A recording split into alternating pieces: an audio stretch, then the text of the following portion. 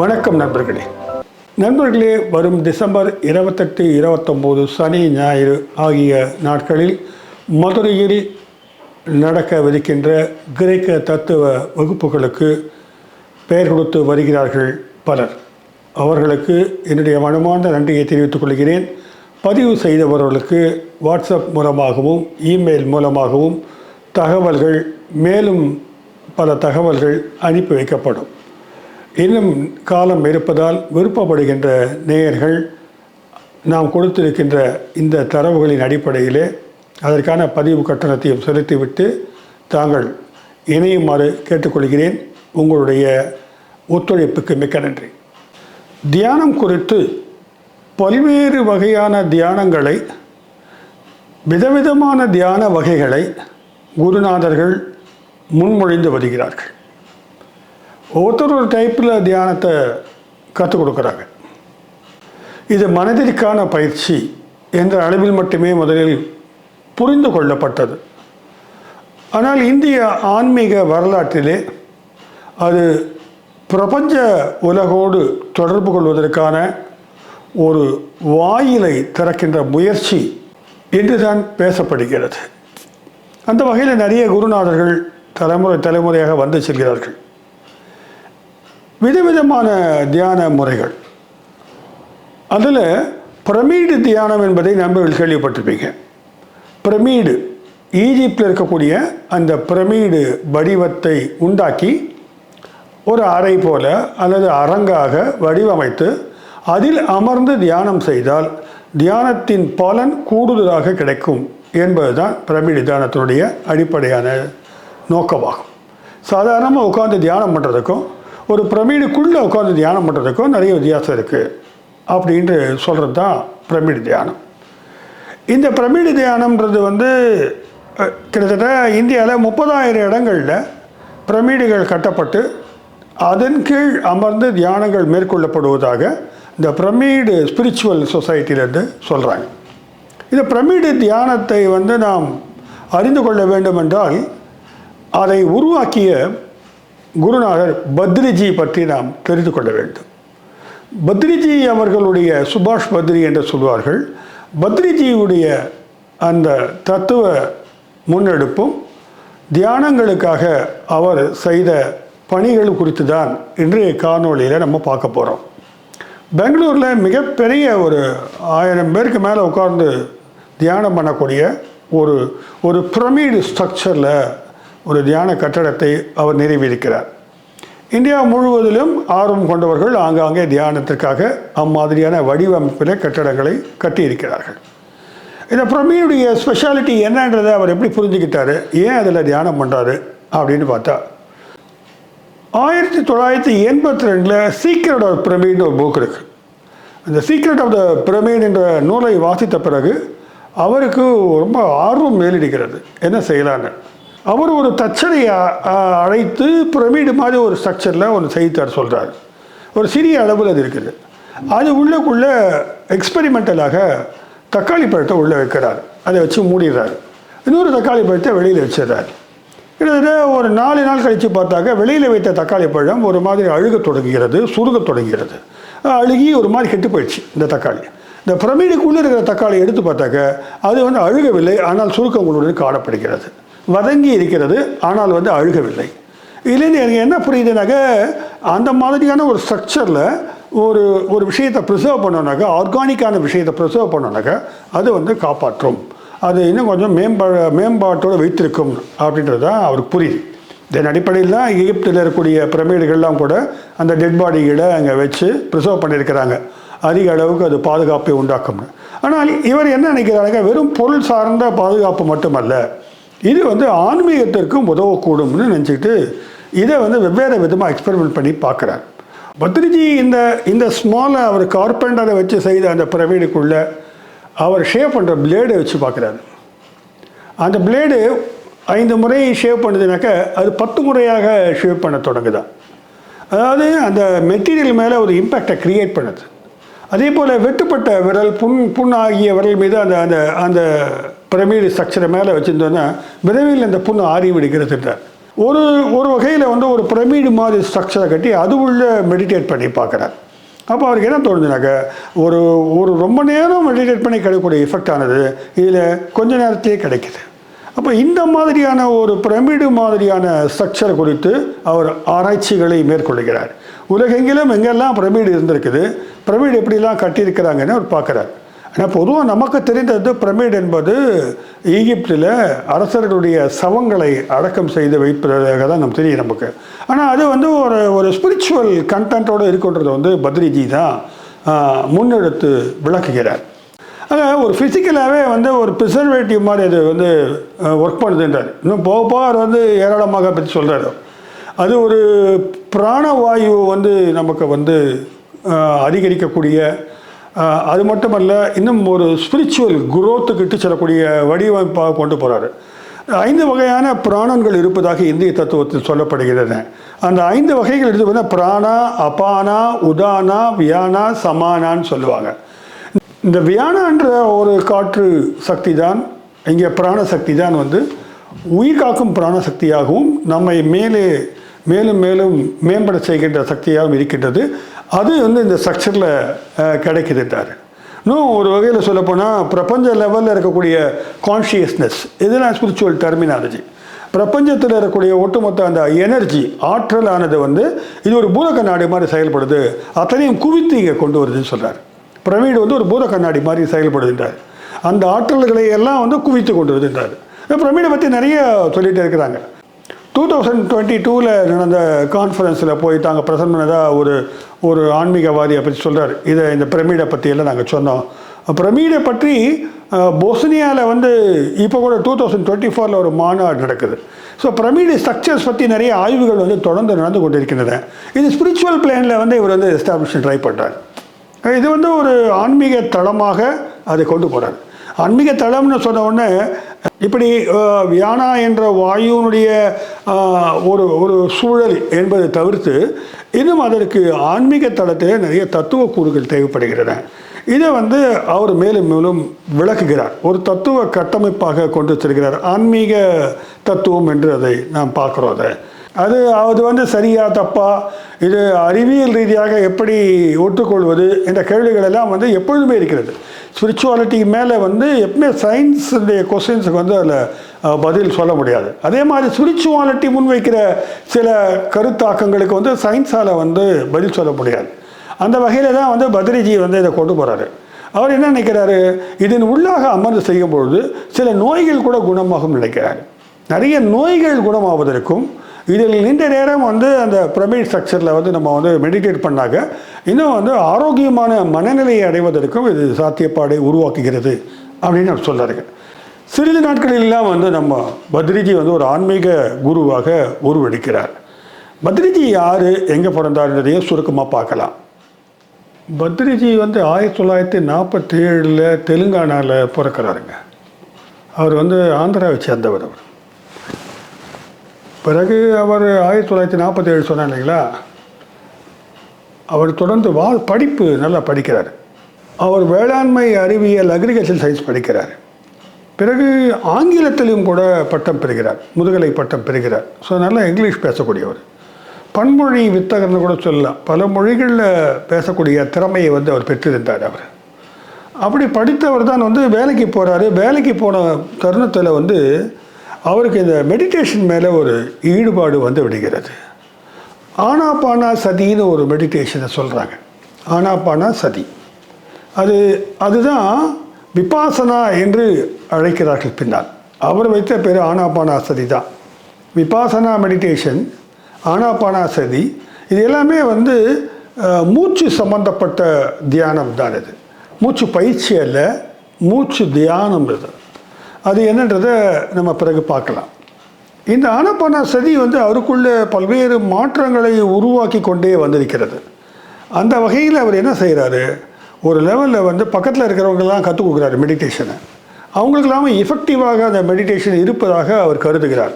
எஃபெக்டிவ்னாக்க அவங்களுக்குள்ள மனதுக்குள்ளே ஒரு ஆரோக்கியமான சிந்தனை ஓட்டங்கள், வாழ்க்கையில் வந்து எதையும் எதிர்கொள்ளக்கூடிய ஒரு சவால்களை வந்து எளிதாக பார்க்கக்கூடிய மனோபாவம் இல்லை அந்த மெடிடேஷனில் கிடைக்கிறத அவர் வந்து உணர்கிறார். அவருடைய கடைசி வரைக்கும் அவர் இப்போது இல்லைன்னா கூட கடைசி வரைக்கும் அவருடைய நிலைப்பாடு என்னவென்றால் உலகத்தில் இருக்கிற அனைவருமே மெடிடேஷன் பண்ணணும். மெடிடேஷன் வந்து ஒரு சயின்ஸ், ஒரு டெக்னாலஜின்ற அளவுக்கு வந்து அவர் பார்க்குறாரு. அதை இந்த டெக்னாலஜி வந்து உங்களை பிரபஞ்ச ஆற்றலோடு கனெக்ட் பண்ணக்கூடிய டெக்னாலஜி இது அப்படின்றத பின்னால் போக போக அவர் வந்து விளக்கி கொண்டு செல்கிறார். இதில் 1992 வேலையை வந்து விட்டுறாரு. அவர் வேலையை விட்டுட்டு தான் வந்து முழுக்க முழுக்க ஊராக போய் வந்து மெடிடேஷன் கற்றுக் கொடுக்கறது, இந்த விளக்கங்கள் எல்லாம் கொடுக்கறதுன்னு ஆரம்பிக்கிறார். சின்ன சின்ன நூல்களை வந்து அவர் எழுத தொடங்கிறார்.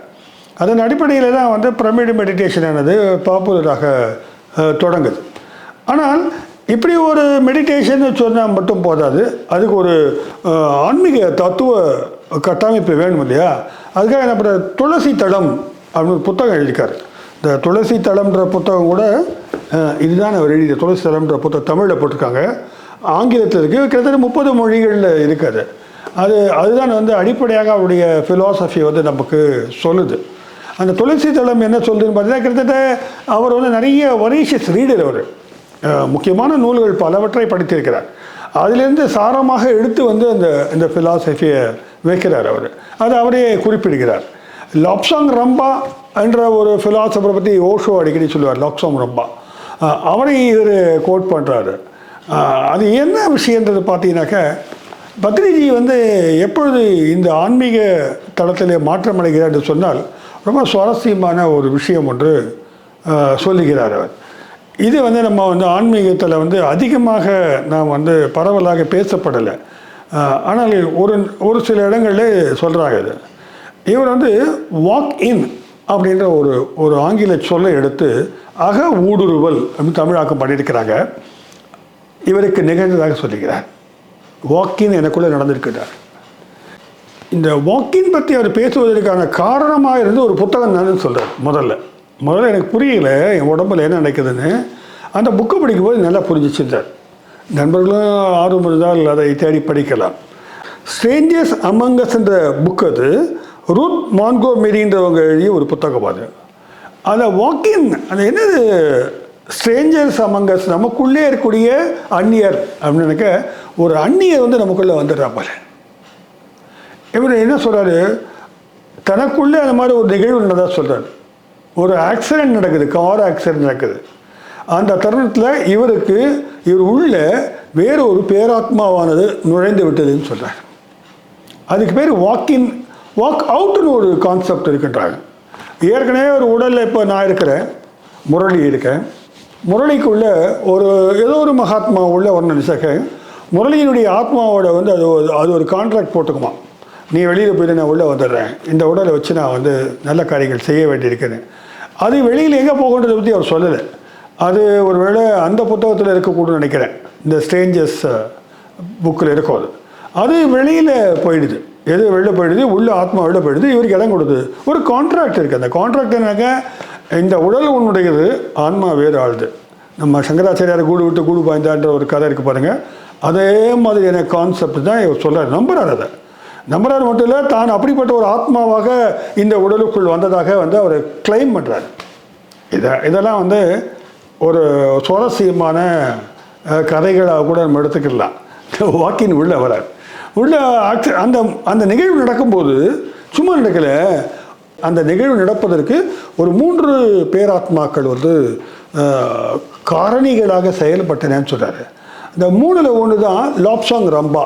லாப்சாங் ரம்பான்றவர் வந்து அவர் தான் அந்த சில்வர் கார்டு, அந்த வெள்ளி அந்த கார்டை வந்து கனெக்ட் பண்ணுறாரு. அது ராகவேந்திர சுவாமிகள் வந்து அங்கே வந்து காப்பாளராக இருக்கிறார். அங்கே வந்து அது டிஸ்ட்ராக்ட் ஆகி அந்த ப்ராசஸ் சரியாக இல்லாமல் போயிடுன்றதுக்காக பார்க்குறாரு. இன்னொன்று லாகிரி மகாசாயா, நம்ம வந்து யோகி என்னுடைய சுயசரிதையில் லாகிரி மகாசாயை பற்றி படிச்சிருக்கோம். ஒரு பக்கம் லாகிரி மகாசாயை நிற்கிறாரா, ஒரு பக்கம் லாப்சாங் ரம்பா நிற்கிறாரு, இன்னும் நடுவில் வந்து நம்ம ராகவேந்திர சுவாமிகள் இருக்கார். இவங்கெல்லாம் சேர்ந்து தான் இந்த நிகழ்வு வந்து உருவாக்கி இவர் உள்ளுக்குள்ளே அந்த பேராத்மாவை செலுத்துகிறாங்க. அந்த ஆத்மா உள்ளுக்குள்ளே வந்த ஆத்மாவுடைய பெயர் என்னன்னு அவர் சொல்ல. இவர் என்ன சொல்கிறாரு, இது நீங்கள் மெடிடேட் பண்ணி பார்த்தாலே புரிஞ்சுக்கலாட்ட. இந்த புரியாத புதிர்களாக பிரபஞ்சத்தில் சொல்லுகின்ற பல்வேறு விஷயங்களை உணர்ந்து கொள்ள மெடிடேஷன் வந்து போதும். நீங்கள் மெடிடேஷன் என்ன மாதிரி மெடிடேஷன் தான், ஆனாபானா சதி. அந்த மெடிடேஷனை பண்ணிங்கனாக்க you can understand all those riddles. புரியாத புதிர்களை நீங்கள் கண்டிப்பாக புரிந்து கொள்ள முடியும் அப்படின்னு அவர் சொல்கிறார். அப்படியே சொல்லும்போது இன்னும் சுவாரஸ்யமான சில என்ன சொல்கிறது தரவுகளையும் சொல்கிறார் அவர். தரவா அப்படி வச்சுக்கலாம் நம்ம. நான் வந்து போன ஜென்மங்களெல்லாம் என்னவா இருந்தேன்னு பார்க்க முடியட்டார். ஒரு 400 வருஷம் முன்னால் நான் யூஎஸ்ஏல வந்து ஃப்ராங்க்லின்ற பேரில் இருந்தேன். இல்லை இன்னும் ஒரு 100 வருஷம் முன்னால் நான் வேறு ஒரு இடத்துல இருந்து நான் பணி செய்து கொண்டு இருந்தேன், ஆன்மீக பணி அப்படின்னு சொல்கிறார். ஓகே, இருக்கலாம் கூட இருந்துச்சுன்னா. அதோட இவர் வந்து ரொம்ப பழங்காலத்து ஆத்மாவாக இருப்பார் போல இருக்கிறார். அவர் சொல்கிறார் 2500 வருஷம் முன்னால் 2500 வருஷம்னாலே நமக்கு டங்குன்னு புத்தர் தான் ஞாபகத்துக்கு. கௌதம புத்தர், இவர் கௌதம புத்தர் இல்லை, கௌதம புத்தருடைய அசிஸ்டண்ட்டாக அவர் வேலை பார்த்துருக்காரு. ஒரு 40 வருஷம் பாத்திரம் தேய்ச்சி கழுவிருக்கிறாராம். சொல்கிற வாஷிங் த வெசல்ஸ்ன்னு சொல்கிறார் அவர். அப்படி எவ்வளோ பாத்திரம் புத்தர் வச்சுருந்தான்னு எனக்கு தெரில. இவர் கூட வந்து வாஷ் பண்ணியிருக்கிறார். மொத்தத்தில் வந்து ரொம்ப பழம்பெரும் ஒரு ஆத்மாவானது இந்த பத்ரிஜி உடலில் நுழைஞ்சு பத்ரிஜியாக மாறிவிட்டார் என்பதுதான் வந்து இது அவர் சொல்லுகின்ற அவரை பற்றிய வரலாறாகும். இந்த லெவலில் வந்து இருக்கக்கூடிய இவர் வந்து இதோட ஆத்மா வந்த வேலையை பார்க்கணும் இல்லையா? அந்த வகையில் வரும்போது இந்த ஆனாபானா சதின்ற ஒரு ஒரு ஒரு தியானத்தை வந்து எப்படியாவது வந்து பரப்பணுன்றது அவருடைய நோக்கமாக இருக்குங்க. அதற்காக வந்து பல இடங்கள், பல பள்ளிகள், கல்லூரிகள், கார்ப்பரேட் ஆஃபீஸர்ஸு, அப்புறம் வந்து இன்றைக்கி நவீன உலகத்தில் மெடிடேஷனுக்காக நிறைய பேர் அழைக்கிறாங்க இல்லையா? சிறைச்சாலைகளில் விபாசனா மெடிடேஷனாக நடந்துக்கிட்டு இருக்கு. இன்றைக்கி கூட வந்து விபாசனா குரூப்ஸ் வந்து நடத்துகிறாங்க, அவங்களுக்கு ஒரு மனநிலை வந்து சரியாக ஆக்க வேண்டும் என்பதற்காக. ஆக இப்படியெல்லாம் வந்து தொடர்ந்து வந்து இவர் வந்து அந்த பணிகளை மேற்கொண்ட பொழுது இயல்பாக வந்து அதன் மாது நாட்டம் கொண்டவர்கள் ஆயிரக்கணக்கான பேர் வந்து லட்சக்கணக்கான பேர் வந்து அவர் பின்னால் திரண்டிருக்கிறார்கள் என்பதுதான் உண்மை. இவர் வந்து ஒரு டெலிவிஷன் சேனலே உருவாக்கி 20க்கும் மேற்பட்ட மொழிகளில் அவங்க வந்து வீடியோஸ் தயார் பண்ணி யூடியூப்பில் எல்லாம் போட்டுக்கிட்டே வராங்க. இதில் என்ன சொல்ல வரான்னா, ஒரு மெடிடேஷன்றது ஒரு பரிசுத்தமான ஒரு மூச்சு சம்மந்தப்பட்ட ஒரு பயிற்சி. அது மூச்சை உள்ளே இழுத்து விடுறதுலாம் இல்லை ஆனாபானா சதின்றது. ஆனாபானா சதின்றது மூச்சை இழுக்கிறது, உள்ளே அடக்கி வைக்கிறது, அப்புறம் வெளில விடுறது அப்படிதான் இல்லை. அப்புறம் நம்ம ரவிசங்கர்ஜி கற்றுக் கொடுத்தாரு இந்த சோகம் அப்படின்னு சரியாக ப்ராக்டிஸ் பண்ணிருப்பாங்க. அது நான் கொஞ்ச நாள் பண்ணி பார்த்தேன். இந்த சோகம்னு ஒரு மூச்சை இழுக்கிறது, உள்ளே விடுறது, இதெல்லாம் இல்லைன்றார். மூச்சை வச்சு நான் வேலை காட்டுறது இல்லை, மூச்சை உள்ளே ரீட்டைன் பண்ணுறது இல்லை, மூச்சை கவனிப்பது. இவரை பொறுத்த வரைக்கும் மூச்சை கவனிப்பது, மூச்சை கவனித்து கொண்டே இருப்பது. மந்திரங்கள் சொல்வதல்ல, மந்திரங்கள் சொல்வதற்கு உடன்பாடு இல்லை.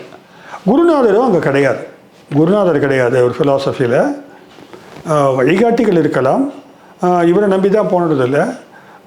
அந்த மாதிரியான கடுமையான மூச்சு பயிற்சிகளும் இல்லை. யோக பயிற்சிகளை உடலை வளைத்து நினைத்து பண்ணுகின்ற யோக பயிற்சிகளை ஒரு முன்வைக்கவில்லை.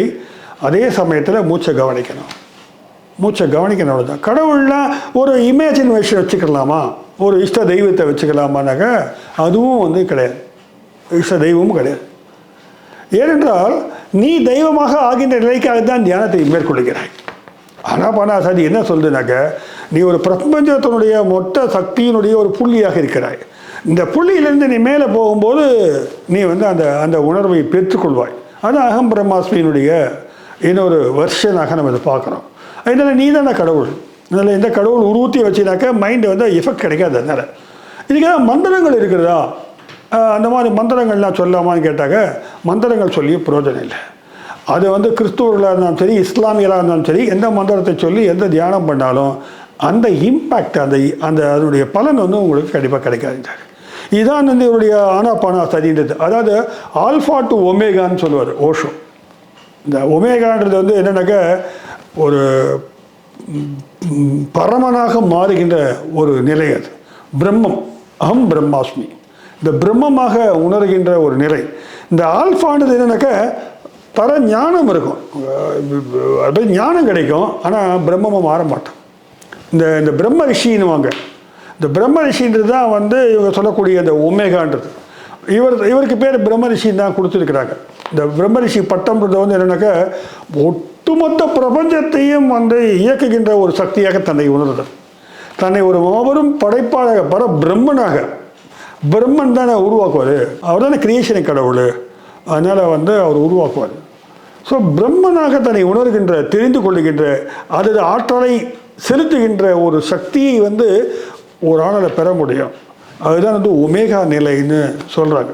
அந்த நிலைக்கு போகும்போது இங்கே பிரம்ம ரிஷியாக மாறுறீங்க. அதுக்கு முன்னாடி சாதாரண ரிஷி நீங்கள். இப்படியாக வந்து இவர் ஏற்கனவே ஆன்மீக பரப்பில் பேசப்பட்ட விஷயங்கள் தான். ஆனால் அதில் நவீனத்தன்மையை ஏற்றுக்கிறார். எப்படி? குருநாதர் வேண்டாம், நீயே தியானம் பண்ணு, இந்த மூச்சுக்கு சின்ன கட்ட பயிற்சி பண்ண வேண்டாம். Observe your breath. Breath is the road to wisdom. Observation of the breath.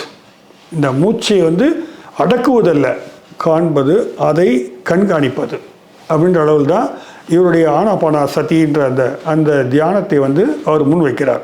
இந்த தியானம் செய்யும்போது எங்கள் வீட்டில் பிரமிட் இல்லையே, நான் என்ன பண்ணுவேன்னாக்கா, அவர் கூட வந்த இந்த சிஷ்யர்களுக்கெல்லாம் ஒரு ஐடியா போட்டார். ஒரு கேப் ஒன்று தயார் பண்ணார். இந்த கேப்பை மாட்டிக்கோங்க, பிரமிடு கேப். பிரமிடு கேப்பை அந்த தலை மேலே மாட்டிக்கிட்டு நம்ம வந்து அந்த தியானத்தில் ஈடுபடும் பொழுது அது வந்து நல்ல பலனை கொடுக்கும்ன்றார். இந்த தியானத்துடைய பலன்களாக பல விஷயங்களை அவர் சொல்கிறார். சின்ன குழந்தைகள் கூட தியானத்தை ஈடுபடுவது நல்லது. தியானம் கற்றுக்காதனால்தான் வந்து உலகத்தில் நிறைய பகை உணர்ச்சி, வெறுப்புணர்ச்சி, காழ்ப்புணர்ச்சி, இந்த மாதிரி விஷயங்கள்லாம் மனுஷனுக்கு உருவாக்குது. ஒரு மனம் வந்து அமைதிப்பட்ட மனமாக இல்லை. அது இந்த மனம் என்றால் என்ன, ஆன்மா என்றால் என்ன, இதெல்லாம் பற்றி அவர் விளக்குறார். அதை நம்ம பார்க்குற போகிறப்போ அந்த கேம்ப் போட்டு பண்ணும்போது கொஞ்சம் எஃபெக்ட் இருக்கிறார். குழந்தைகளும் செய்யலான்னு சொல்கிறார். அது டியூரேஷன் 10 நிமிஷம் கற்றுக் கொடுங்க. பெரியவங்க வந்து வயதுக்கு ஏற்ற மாதிரி என்ன வயதோ அவ்வளோ நிமிஷம் பண்ணுங்கட்டார். ஒரு டெக்னிக் சொல்கிறார். 40 வயதுக்காரர் 40 நிமிடம் பண்ணுங்க, 70 வயதுக்காரர் 70 நிமிடம் பண்ணுங்க. ஒன்று ஜஸ்ட் சிட் ஸ்ட்ரைட், கொஞ்சம் ரிலாக்ஸ்டாக இருங்க. கைகளை வந்து இப்படி கோத்துக்கொள்ளுங்க. இது ரொம்ப முக்கியமாக சொல்கிறாரு. கையை கோத்துட்டு வச்சுக்கிட்டார். அந்த முழுக்க அது வந்து கனெக்ட் ஆகிருக்கணும். அந்த மாதிரி வந்து ஸ்ட்ரைட்டாக உட்காந்துக்குங்க. கொஞ்சம் சாய்ஞ்சா பரவாயில்ல, அவ்வளோ ரிஜிடிட்டி வேண்டாம். ஒன்றும் அப்சர்வ் பண்ணிட்டே இருக்கு. உங்கள் பிரெத்தை கண்ணை மூடிக்கிட்டு அது போதுமானதுன்றார். இது ஒரு சிம்பிள் டெக்னிக் ஆஃப் மெடிடேஷன்னு நான் பார்க்குறேன். இந்த பிரமிடு தியானத்துடைய அடிப்படையான தத்துவம் வந்து நான் குறிப்பிட்டது போல துளசி தளம் என்பதாகும். துளசி தளம் என்றால் துளசி இலை என்று வைத்துக் கொள்ளலாம். 2 இலைகள், துளசி இலைகளை பற்றி சொல்கிறார் அவர். 2 இருக்குது கிளையில். ஒரு இலையின் பெயர் ஞான சூத்திரம் என்று சொல்கிறார். அது நம்மை நாமே உணர்ந்து நம் வாழ்க்கையை உருவாக்கி கொள்கின்ற நிலை. அது அவரவர்கள் வாழ்க்கையை அவர்கள் தான் உருவாக்கி கொள்ள வேண்டும். 2வது தான் வந்து ஆனாபானா சதி. அந்த 2வது இலை, இரட்டை இலை தான் அவருடைய தத்துவமாக இருக்கிறது. இரட்டை துளசி இலை. இதுக்கு ஒரு காரணம் இருக்குது. பெரிய ஒரு பக்தை அம்மா வந்து இந்த கடவுளுக்கு வந்து காணிக்கை தருவதற்காக அந்த துலாபாரத்தை நகையெல்லாம் வைக்கிறாங்க. எல்லாத்தையும் வச்சு பார்க்குறாங்க. அது வந்து இறங்க மாட்டேங்குது. கடைசியில் ஒரு துளசி இலையை வைத்த உடனே அந்த பக்கம் இறங்கிடுது. ஸோ துளசி இலைன்றது வந்து அப்படிப்பட்ட ஒரு ஆன்மீக சக்தி வாய்ந்த ஒரு பொருளாக, இலையாக கருதப்படுகிறது. அந்த வகையில் தான் அவர் அது சிம்பாலிக்காக அதை எடுத்துக்கிறார். துளசி தளத்தை அந்த இரட்டை இலைகளை வந்து தன்னுடைய சிம்பலாக எடுத்துக்கிறார். ஒன்று வந்து நான் குறிப்பிட்டது போல ஒரு சுய ஞானம், மற்றொன்று அந்த ஞானத்திற்கான வழிமுறை ஆனாபானா சதின்ற ஒரு முறை. இந்த ஆனாபானா சதின்றது என்னன்னு பார்த்துட்டாக்க தியானம் தான். அது நான் குறிப்பிட்டது போல் அது வந்து ஒரு தியானம். நமக்கு வந்து 3 வகையான யோகங்களை சொல்லுவார்கள். ஞான யோகம், கர்மி யோகம், பக்தி யோகம்னு. அதில் தியான யோகத்தை வந்து அவர் முன்வைக்கிறார். தியான யோகம்ன்றது இவரை பொறுத்த வரைக்கும் அப்சர்வேஷன் ஆஃப் த பிரெத், மூச்சை வந்து கவனித்து தான்.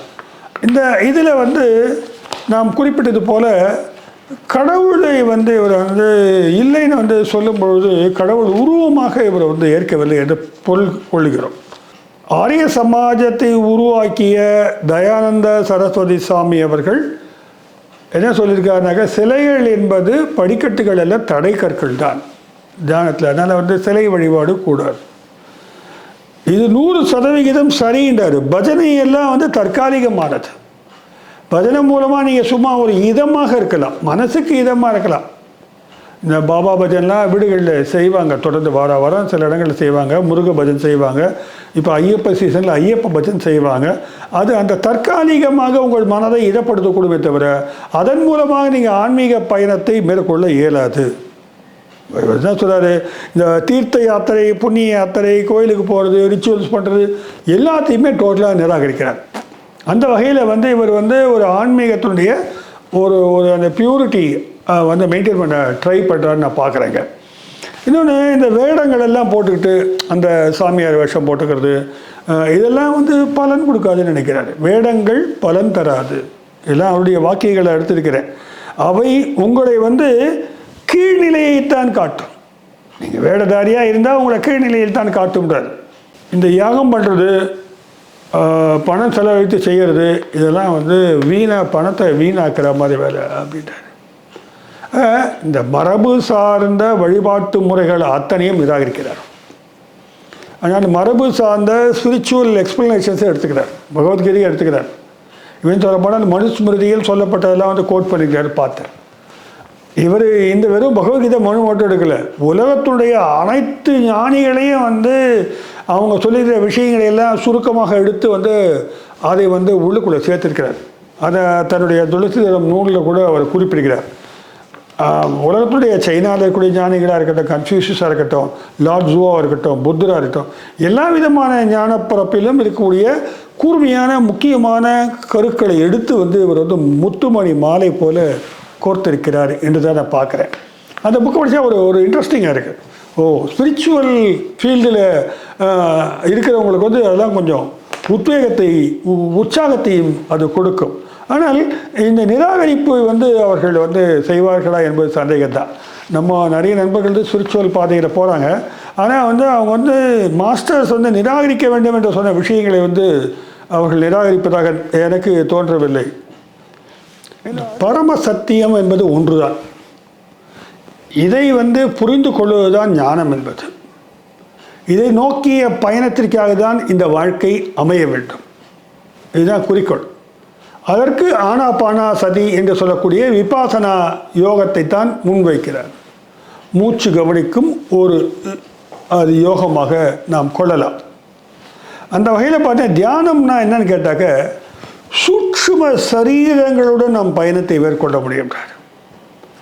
இந்த பிரமிடை பற்றி சொல்லும்போது என்னன்னு சொல்கிறாரு, அது உள்ளுக்குள்ளே போயிட்டாக்க அது வந்து உங்களை வந்து சூக்ஷ்ம உலகத்தோடு கனெக்ட் பண்ணுன்றார். இந்த நட்சத்திர மண்டலங்கள் இருக்கக்கூடிய சூக்ஷ்மத்தன்மையோடு நீங்கள் கனெக்ட் ஆக முடியும். அது ஒரு கேட்வே மாதிரி சொல்கிறார். கேட்வே டு ஹெவன்றார். பல்வேறு புரியாத பிரபஞ்ச புதிர்களுக்கான வாயிற்கதவாக அந்த பிரமிடு இருக்கின்றார். கண்ணுக்கு புறப்படாத பிரபஞ்ச ஆற்றலுடைய மையமாக அது திகழும்ன்றார். யார் கட்டினாலும் சரி, அது சரியான ஆங்கிளில் கட்டி இதை உட்காந்தீங்கன்னாக்க உங்களுக்கு வந்து ஈஸியாக அது வந்து வழிவகுக்கும் அப்படின்ற ஒரு நம்பிக்கையை தரார் அவர். அந்த வகையில் வந்து தியானத்தில் வந்து ஒரு சில நிலைகளை சொல்கிறார். என்ன சொல்கிறாருனாக்க, திவ்ய ஞான பிரகாசம், நித்திய விழிப்பு நிலை, மனோசக்தி. தியானம்னாக்க மெடிடேஷன் மட்டும் இல்லை, அதில் வந்து 4 பிரிவுகள் இருக்கின்றன. ஒன்று தியானம், மெடிடேஷன். இன்னொன்று ஞான பிரகாசம், அது வந்து என்லைட்டன்மெண்ட். அது மூன்றாவது நொடிக்கு நொடி விழிப்பு, மொமெண்ட் டு மொமெண்ட் அவேர்னஸ். நான்காவது மனோசக்தி, அதாவது சிந்தனையினுடைய நம்ம அது பவர் என்னன்றதை புரிஞ்சுக்கிறது. அது ஆக இந்த 4 தான் வந்து அவருக்கு அடிப்படையான விஷயமாக தியானத்தில் இருக்கிறது. இதில் இந்த நொடிக்கு நொடி விழிப்புணர்வுன்றது நம்ம ஜெய கிருஷ்ணமூர்த்தி வந்து ஏற்கனவே சொல்லியிருக்கிறாரு. இந்த க்ஷணத்தை பற்றி நாம் உணர்ந்து கொள்வது என்பது. மற்றதில் தியானம் என்பது அவரை பொறுத்தவரை ஆனாபானா தியானத்தை தான் வைக்கிறார், வேறு எந்த வகையான தியானத்தையும் அவர் வைக்கலை. அதே மாதிரி என்லைட்டன்மென்றது வந்து நம்ம யார், எதுக்கு வந்திருக்கோம், நம்ம எவ்வளோ சுதந்திரம் இருக்கிறது, நம் வாழ்க்கையை தீர்மானிப்பதற்கான சக்தி நம்மகிட்டே இருக்குது, இந்த சின்ன சின்ன வேதனைகளில் நம்ம எப்படி வேதனைகளிலிருந்து எப்படி விடுபடுவது, இது அத்தனையும் புரிந்து கொள்ளுகின்ற என்லைட்டன்மெண்ட் சொல்கிறார். எல்லா ஆன்மாக்களுக்கும் சுதந்திரம் உண்டு. இந்த எல்லாமே வந்து கடவுளால் ஆட்டு வைக்கப்படுகிறதெல்லாம் இல்லை. எல்லா ஆன்மாக்களுக்கும் சுதந்திரம் உண்டு. இது வந்து பகவத்கீதையிலே அப்படி தான் சொல்லியிருக்கின்றார். விவரம் அறிந்த நண்பர்கள் வந்து அதை என்னன்ற விளக்க முடியும். பகவத்கீதையிலே வந்து தன்னைத்தானே மேம்படுத்தி கொள்ளுக, ஒவ்வொருத்தரும் வந்து அவர்களே வந்து மேம்படுத்தி கொள்ள வேண்டும். நம்ம வீழ்ச்சிக்கு காரணம் நாம் தான் அப்படின்னு ஒரு புதிய விளக்கத்தை வந்து கொடுக்குறாரு. இது வரைக்கும் நான் பார்த்த வரைக்கும் பகவான் கண்ணன் தான் வந்து எல்லாத்தையும் நடத்த சொல்லுவார். அப்படி இல்லை, அவரவர்கள் வீழ்ச்சிக்கு அவரவர்களே காரணம் என்று சொல்லுகிறது என்ற விளக்கத்தை முன்வைக்கிறார். அப்போது ஒருத்தருடைய லட்சியம் என்பது திரிகால ஞானியாக மாறிவிட வேண்டும், முக்காலமும் நடக்கிற விஷயத்தை தெரிஞ்சுக்கணுன்றார். இதில் இன்னொரு விஷயத்தை அவர் வைக்கிறார். சமீபத்தில் கூட பிளாக்குன்னு ஒரு சினிமா வந்துச்சு தமிழில். அது ஏதோ ஒரு மேற்கத்திய படத்தினுடைய மறு உருவாக்கம்னு சொன்னாங்க. அதில் கண்டென்ட் என்னன்னாக்கா வேரியஸ் டைமென்ஷன்ஸில் நேரமானது காலமானது செயல்படுகிறது. இது ரொம்ப ஒரு விஞ்ஞானபூர்வமாக கூட ரிலேட்டிவிட்டி இதில் பேசுகிறாங்க. வேரியஸ் டைமென்ஷன்ஸில் இருக்குது. இங்கே ஒரு நடக்குது, அங்கே ஒரு நடக்குது, அங்கே ஒரு நடக்குது. இது முன்னே இதை மாற்றி போட்டு பார்த்தா குழப்பமாக இருக்குது. நமக்கு இந்த 3 டைமென்ஷன்ஸ்குள்ளேயும் போக முடியாது. இந்த உலகத்தில் இருக்கிறது நம்ம 4th டைமென்ஷனில் இருக்கிறதாகவும் இது 5வது பரிமாணத்துக்கு கொண்டு போக வேண்டியதுதான் இவங்க பிரமிடு யோகிகளுடைய நோக்கமாகவும் கூட பின்னால் சொல்கிறாங்க. இன்னொரு டைமென்ஷன்ஸ் இருக்குன்றாங்க. இதே குறித்தெல்லாம் ஹாலிவுட் படங்கள்லாம் நிறைய வந்திருக்குது. இந்த டைம் ஸ்பேஸ் கடந்து போகிற விஷயத்தில் ஒரே விஷயமே வெவ்வேறு, ஒருத்தருக்கு இறந்து போவார், அங்கே உயிரோடு இருப்பார், ஒரே சமயத்திலே அது இருக்குது. ஒரே நேரத்தில் அந்த டைமென்ஷன்ஸை நம்ம புரிஞ்சுக்கிற முடியுன்றார் இவர். அப்படியே நடக்குதுன்றார் இவர். இது ஒரு வித்தியாசமான ஒரு விளக்க முறையாக இருக்குது. இதை பற்றி சினிமாவே வந்துடுச்சு, நான் பார்த்தேன். அப்போ தான் புரியுது இப்படிலாம் இருந்துட்டால் என்ன பண்ணுறது. அது ரொம்ப ரொம்ப புரிஞ்சுக்கிறது சாத்தியப்படாது சாதாரண மனிதர்களாக. அது யோகத்தினால் மட்டும்தான் அந்த ஞானமானது உங்களுக்கு கிடைக்கின்றார். அதுதான் அந்த திரிகால ஞானின்றது திரிலோக சஞ்சாரி, திரிகால ஞானி அப்படின்றத அதுக்கு விளக்கங்கள் இப்படி ஒரு சயின்டிஃபிக் விளக்கத்தோடு கொடுப்பதை நாம் இங்கே பார்க்கிறோம். இப்படி திரிகால ஞானியாக ஆகிறதுக்கு தியானம் ஒரு புறம் இருக்கலாம், கொஞ்சம் லைஃப் ஸ்டைல்லையும் சில விஷயங்களை நம்ம கடைபிடிக்கின்றார் வாழ்க்கை முறைகளில். அதில் ஏக்கத்தக்க சாப்பிடக்கூடாது, உடம்புக்கு சாப்பாடை குறைச்சிக்கிறதுன்றது. ஆன்மாவுக்கு தான் தீனி வேணும், உடலுக்கு அதிகமாக தீனி போடக்கூடாது. அதே மாதிரி சுவாத்தியாயான்னு ஒரு வார்த்தையை பயன்படுத்துகிறார். யோகத்தில் சொல்லுவாங்க சுவாத்தியாயம்னு. இவர் சொல்கிற சுவாத்தியாயம் என்னன்னாக்க ஸ்பிரிச்சுவல் எக்ஸ்பீரியன்ஸ் அடைந்த ஞானிகளை பற்றி எல்லாம் அறிந்து கொள்வது, அவங்கெல்லாம் என்ன சொல்லியிருக்கான்றது படித்து தெரிந்து கொள்வது. அப்படி படிக்கும்போது தான் அந்த ஈஸ்வர பிராணிதானான்ற அந்த ஸ்டேஜ், ஈஸ்வரன் தான் பிராணனாக இருக்கிறான் என்பதை புரிந்து கொள்ளுகின்ற ஒரு தன்மையானது விளக்கமானது கிடைக்கின்றார். தொடர்ந்து வாசிப்பை தேவை அப்படின்றார். வாசிப்புன்னு சொல்லும்பொழுது கண்டதில்லை, அவர் சொல்கிறது ஆன்மீக பரப்பில் வழிகாட்டக்கூடிய சிறந்த அனுபவங்களை சொல்லக்கூடிய மகான்களுடைய அனுபவங்களை தெரிந்து கொள்ளக்கூடிய நூல்களை தொடர்ந்து வாசிக்க வேண்டும்ன்றார். அது ஒரு மாதிரி நம்மளே மன ரீதியாக உறுதி செய்கின்ற, சரியாக தான் போயிட்டுருக்குமா, இது சரியா இல்லையா, உண்மையா பொய்யா அப்படின்ற ஒரு கேள்வி உள்ளே எழுந்துக்கிட்டே இருக்கும் பாருங்கள். அதுக்கான பதில்கள் அவற்றிலிருந்து கிடைக்கக்கூடும் என்று நான் கருதுகிறேன். அந்த வகையில் தான் லாப்சாங் ரம்பா எழுதிய ஒரு புத்தகம் படித்தா இவரே ஒரு ஞான ஒளியை பெற்றதாக சொல்கிறார். இந்த லாப்சாங் ரம்பாவுடைய புத்தகம் யூ ஃபார் எவர் அப்படின்ற புத்தகமாக. அந்த புத்தகம் தமிழிலும் கூட கிடைப்பதாக அவர் குறிப்பிடுகிறார். என்றென்றும் நீயே என்ற புத்தகம். லாப்சாங் ரம்பா 1983 இறந்து போகிறார். அந்த நூல் இவருக்கு மிகப்பெரிய ஒரு ஞான திறவுகோலாக இருந்ததாக சொல்கிறார். நிறைய நூல்கள் இவரை வழிகாட்டியதாக இவர் குறிப்பிடுகிறதை நான் பார்க்குறேன். இவருடைய விபாசனா என்ற அந்த மெடிடேஷன், ஆனாபானா சரி, விபாசனா ரெண்டும் ஒன்று தான். இவர் சொல்லக்கூடியது விபாசனால உபாசனா விபாசனா ரெண்டாக பிரிச்சுக்கலாம். உபாசனான்றது மந்திரங்கள் மூலமாக செய்யக்கூடிய ஜபமாக இருக்கும், அது யோகமாக இருக்கும். அதனால் நீங்கள் என்லைட்டன்மெண்ட் கிடைக்காது. அதனால் சில ஆன்மீக சக்திகள், ஆற்றல்கள் உங்களுக்கு சாத்தியப்படக்கூடும். சில தேவதைகள் கூட உங்களோட உரையாடக்கூடும். ஆனால் இதெல்லாம் ஏற்கனவே சொன்னது தான். இதெல்லாம் உங்களுக்கு ஒரு பெரிய ஞானத்தை கொடுத்து விடாது அப்படின்றாரு. ஆக மந்திரம் ஜபிப்பது என்பது தியான யோகம் அல்ல. இந்த தியான யோகம் என்பது நிலையாக மூச்சை நாம் கவனிப்பது என்பது தான். இந்த உபாசனான்றது ஆனந்தமய கோஷம் வரைக்கும் இட்டு செல்லுமா. நமக்கு தெரியும் 5 விதமான கோஷாக்கள் இந்த ஆன்மாவின் மீது போற்றப்பட்டிருக்குது. அன்னமய கோஷம், பிராணமய கோஷம், விஞ்ஞானமய கோஷம், மனோன்மய கோஷம்ன்றதான் படிச்சிருக்கிறோம். இதில் இந்த ஆனந்தமய கோஷம் வரைக்கும் கொண்டு போயிடும். இது இந்த மந்திரத்தால் நீங்கள் செய்யக்கூடிய விஷயங்கள்லாம். ஆனால் அதை தாண்டி ஒரு நிர்வாணா விபாசனா கொண்டு போகக்கூடிய அளவுக்கு ஒரு முக்தி நிலைக்கு அது இட்டு செல்லாது. இந்த கோஷாசெல்லாம் ரிமூவ் பண்ணுறதுக்கு இம்மாதிரியான யோக பயிற்சிகள் உதவக்கூடும்ன்றார்.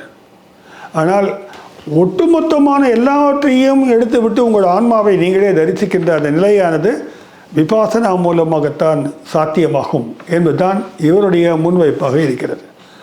அப்படி செய்யும்பொழுது நாடி மண்டலங்கள் தானாகவே சுத்திகரிப்பு செய்து கொள்ளுகின்றன. நாடியில் நிறைய அடைச்சிருக்கின்றாங்க. இந்த நாடின்றதே நம்ம பிடிச்சி பார்ப்பாங்க. நாடி இருக்குது, அதை வைத்து அறிவியல் விளக்கங்கள் எல்லாம் கொடுக்கப்படுகின்றன. நாடி சுத்தி என்பது யோகத்தில் கூட ஒரு பயிற்சியாக இருப்பது நமக்கு தெரியும். ஆனால் எந்தவித முயற்சி எடுக்காமல் இந்த தியானத்தின் மூலமாகவே அந்த சுத்திகரிப்பு நடப்பதாக இவர் குறிப்பிடுகிறார். ஆனால் இப்படி ஒரு ஆன்மீக அனுபவத்திற்குள் நீ உள்ள தள்ளப்படுகிறாய் என்று சொல்லுகிறார். அப்படி போகும்பொழுது இது சுத்திகரிப்பு நடப்பதால் இந்த பாடியால் தாங்க முடியாது, வலி உண்டாகும், கடுமையான வேதனை உண்டாகும். இது இந்த குண்டலினி சக்தியினுடைய எழுச்சியை தான் அவர் சொல்கிறார். தொடர்ந்து நீங்கள் இந்த ஆனாபானா சதின்ற ஒரு தியானத்தை செய்யும் பொழுது உங்களுடைய மூன்றாவது ஞானக்கண் திறந்து கொள்ளுங்கிறார். கண்ணுனா கண்ணாக பார்க்க முடியாது, வேறு வேறு வேறு பிரபஞ்சத்தினுடைய ஆற்றல்களெல்லாம் நீங்கள் அறிகின்ற ஒரு அறிவாக அதை கொள்ளலாம். அந்த மூன்றாவது கண் திறக்கும் பொழுது அது குண்டலினி சக்தி எழுச்சியினால் கூட சாத்தியப்பாடாக ஆகும்.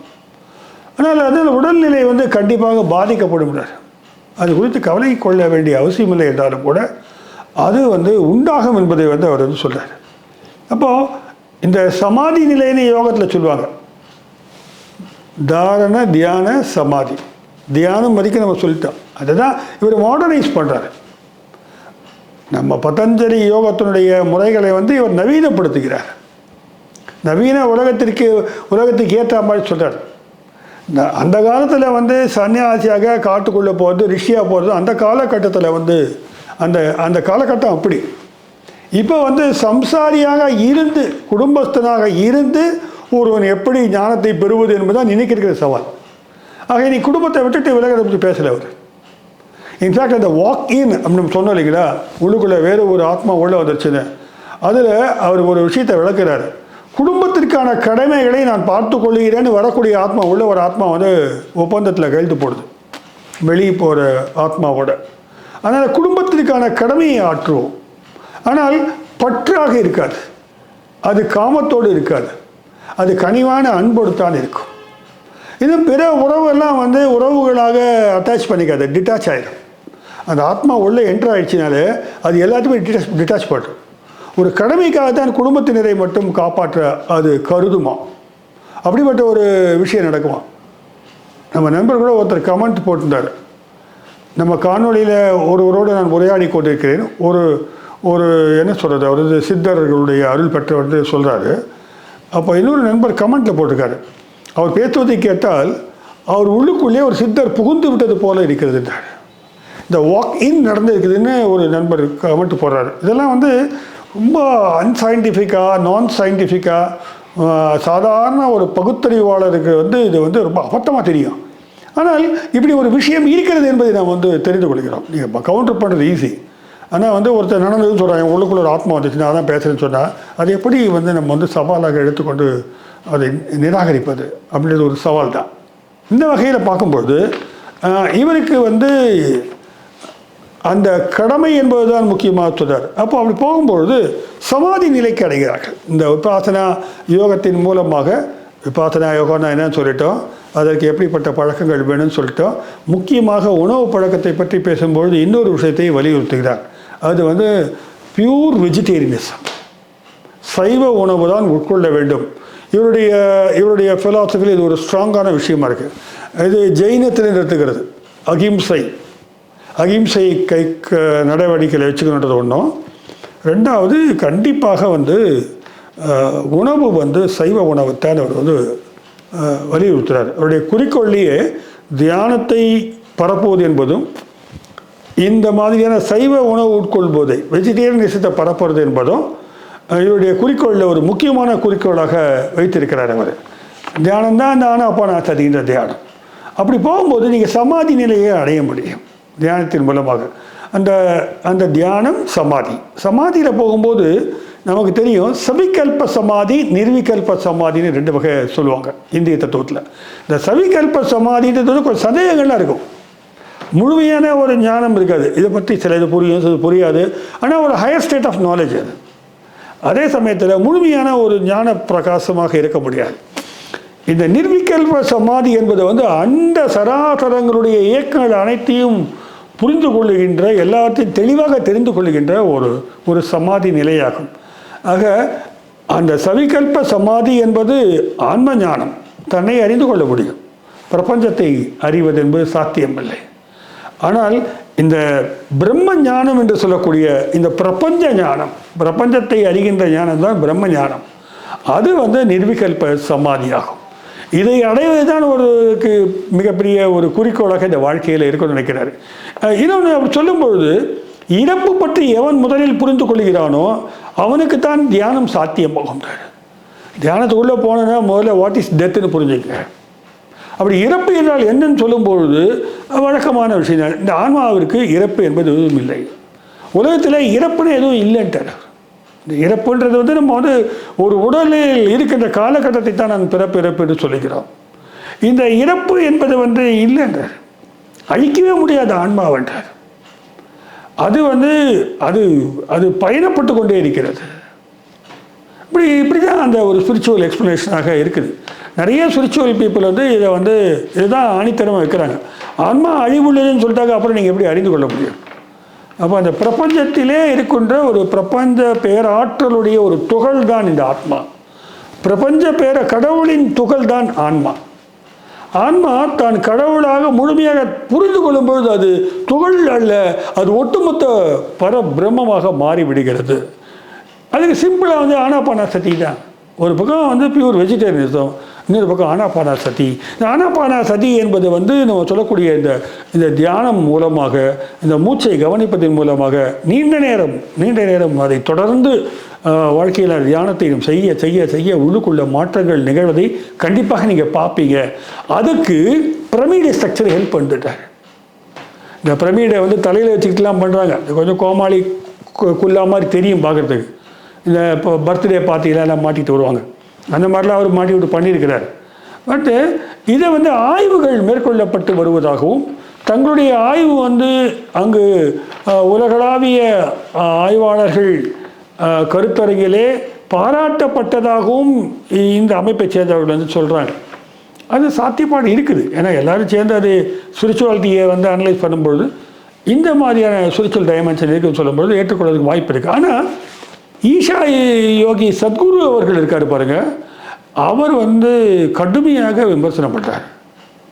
ஏன்னா பிரமிடில் செத்த பணத்தை தான் வைப்பாங்க, அதில் உயிராற்றல் எப்படி வரும்? தக்காளி வாங்கி சுருக்கி போகிறோம், அழுகாமல் இருக்கலாம், ப்ரிசர்வேட்டிவாக இருக்கலாம். அது மூலமாக ஞானம் வரும், அது ஞான கதவு, அது ஆற்றல்களுடைய குவிப்பு மையம், அப்படியெல்லாம் சொல்லிக்கிட்டு இருக்காங்க யாரோ. அதெல்லாம் சரியில்லை. அப்படிலாம் ஞானத்தை பிரமிடு கொடுக்காது. அது உள்ளே உட்காந்துட்டு அவங்களுக்கு ஒரு எஃபெக்டும் கிடைக்காது அப்படின்னு ஓப்பனாகவே ஒரு விமர்சனம் வச்சுருக்கிறார். அது நினைக்கிறேன், ஒரு பேரலாக 2 பேர் இருக்கும்போது அவருடைய ஸ்டைல் ஆஃப் தியானத்தை இவர் விமர்சனம் செஞ்சுருக்காருன்னு தெரியுது. இல்லைன்னு என்ன தெரியுதுனாக்கா, இந்த இந்த குருநாதர்கள்லாம் ஒருத்தர் தாக்கிக்கிறதுல குறைந்தவர்கள் அல்ல என்று எனக்கு புரிந்தது. பத்ரிஜியை பொறுத்த வரைக்கும் உடல், மனம், ஆத்மா இந்த 3 செப்பரேட்னு தான் சொல்கிறாரு பல இடங்களில். ஆனால் ஒரு சில இடத்துல என்ன சொல்கிறாரு, உடலுக்குள்ளே இருக்கும்போது ஆன்மா மனம் என்ற தன்மையோடு செயல்படுது, உடலற்ற நிலையில் அது ஆன்மாவாக இருக்குதுன்றார். இது கொஞ்சம் குழப்பத்தை கொடுத்தா கூட பின்னாலாம் தெளிவாக தான் சொல்கிறார். உடல் மனசு 2 பாஸ்ட்டை பற்றி கவலைப்படுமா, கடந்த காலத்தை பற்றி சுமதுக்கு தெரியுமா. அதன் மூலமாக தான் அந்த கஷ்டங்கள், நஷ்டங்கள், வேதனைகள் அல்லது கோபம், வெறுப்பு எல்லாமே அதை சுமந்துக்கிட்டு இருக்கும். ஆனால் இந்த ஆன்மா என்பது இருக்குது பாருங்கள், உடலுக்குள்ளே இருக்கு இல்லையா, அது முன்னோக்கியே சிந்திக்கும். தன்னுடைய எதிர்காலத்தை குறித்து தான் அதை சிந்திக்கிறது.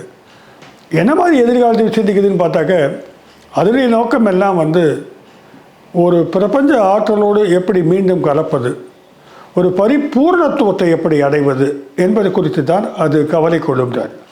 ஆக இந்த ஆன்மாவுடைய தன்மையை நாம் உணர வேண்டுமென்றால், நம்முடைய ஆன்மாவை நாம் உணர வேண்டுமென்றால் தியானம் செய்தால் இந்த உடல் தேவைகள், மனதின் தேவைகள் பெரும்பாலும் குறைக்கப்பட்டுவிடும். இதுதான் வந்து சிம்பிளான லாஜிக். ஆனால் இந்த ஆன்மாவுக்கு அவர் இன்னொரு விஷயம் சொல்கிறார்.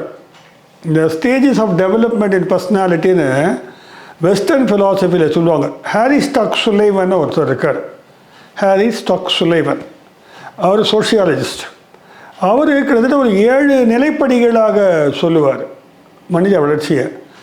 அதே மாடலில் இவர் என்ன சொல்கிறார், ஆன்மாவுக்கும் நிலைப்படிக்கட்டுகள் இருக்கின்றன.